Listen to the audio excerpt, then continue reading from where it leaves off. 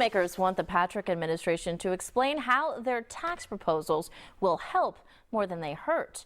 22 News State House reporter Christine Lee is standing by on Beacon Hill to tell us why lawmakers are concerned about increasing your taxes.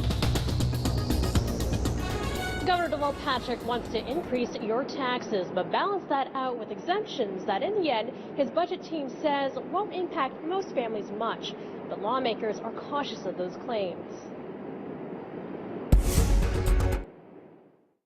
Lawmakers grilled Governor Deval Patrick's top budget chief on tax reforms that call on Massachusetts taxpayers to dig deeper into their pockets. They range from increasing the income tax from 5.25% to 6.25%, lowering the state sales tax, and eliminating certain corporate tax deductions.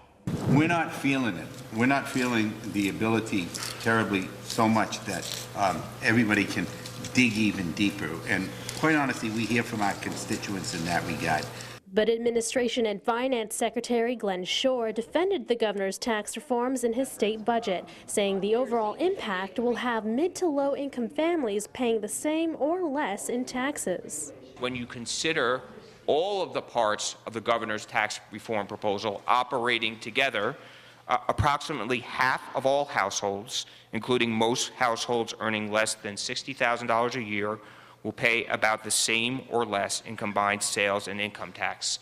Secretary Shore says the governor's budget will raise billions in revenue, making it possible to significantly invest in transportation and education and stimulate economic growth. But lawmakers question whether the governor's $35 billion spending budget asks taxpayers for too much too fast. With all these things in play, with all of the priorities of trying to address, why not slow the pace? Based on the strategic restraint, you heard it here from the chairman, some other members, shouldn't we wait for the gaming revenues to start coming in? Wouldn't that be a more prudent course?